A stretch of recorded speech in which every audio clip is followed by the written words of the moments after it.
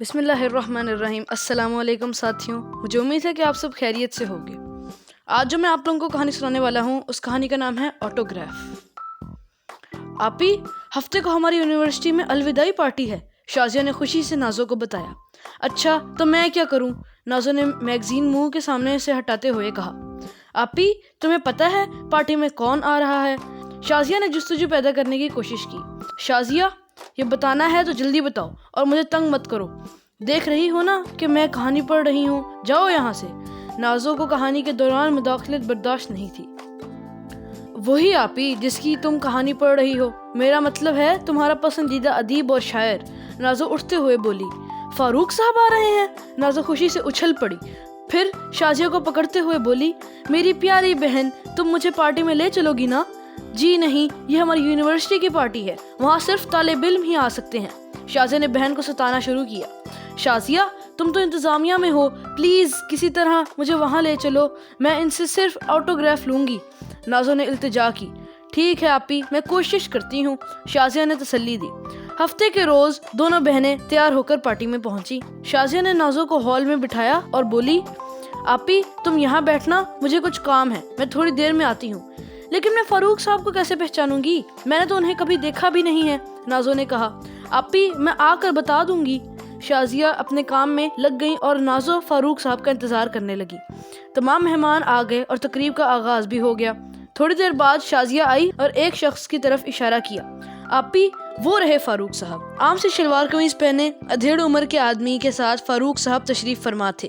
نازو انہیں دیکھ کر بہت خوش تھی اور حیران بھی، کیونکہ فاروق صاحب کے متعلق نازو نے جیسا سوچا تھا وہ اس سے بالکل برعکس تھے۔ یہ 3 پیس سوٹ میں ملبوس ایک خوب روح اور کم عمر نوجوان تھے۔ اتنی کم عمری میں اتنی زیادہ ترقی، بس یہی بات نازو کو حیران کر رہی تھی۔ نازو ان کی تحریریں کافی عرصے سے پڑھ رہی تھی، اس لیے اس کے ذہن میں فاروق صاحب کا کچھ اور ہی خاکہ تھا۔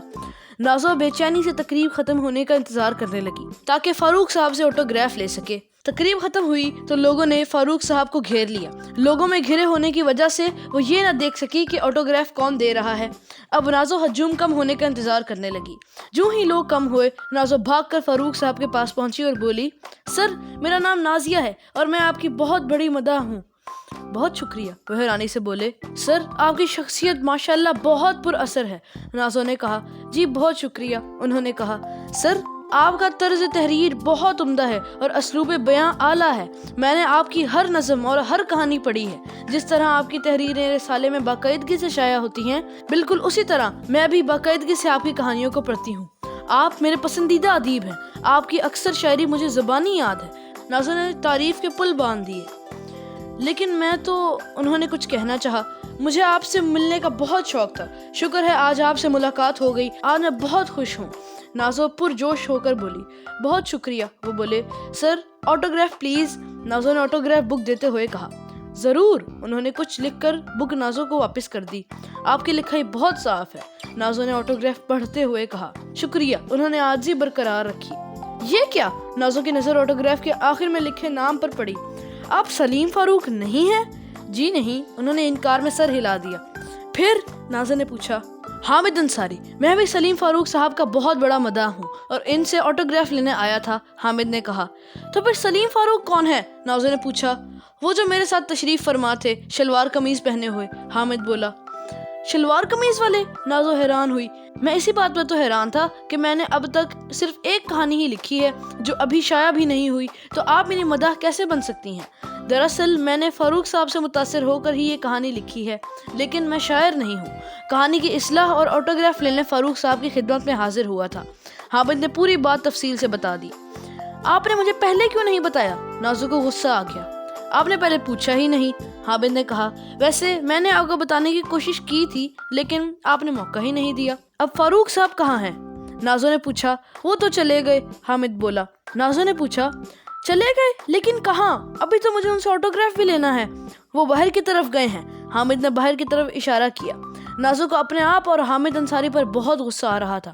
وہ باہر کی طرف لپکی تاکہ سلیم فاروق کو روک کر آٹوگراف لے سکے۔ جب وہ باہر پہنچی تو اس نے دیکھا کہ فاروق صاحب رکشے میں بیٹھ رہے تھے۔ جب تک وہ ان کے پاس پہنچی، رکشہ روانہ ہو گیا۔ نازو تھوڑی دیر تک رکشے کو دور جاتا دیکھتی رہی، پھر بوجھل قدموں سے ہال میں واپس آئی اور شازیہ کا انتظار کرنے لگی۔ تو پیارے ساتھیوں، ہمیں اس کہانی سے یہ سبق ملتا ہے کہ ہمیں کوئی بھی کام کرنے سے پہلے اس کا پتہ ضرور لگا لینا چاہیے تاکہ ہم کسی غلط فہمی کے شکار نہ ہوں۔ میں امید کرتا ہوں کہ آپ کو یہ کہانی پسند آئی ہوگی۔ ہماری دیگر کہانیوں کو سنتے رہنے کے لیے ہمارے چینل کو سبسکرائب کریں اور بیل آئیکن کو ضرور دبائیں۔ آپ سے ملیں گے اگلے ویڈیو میں، تب تک کے لیے اللہ حافظ۔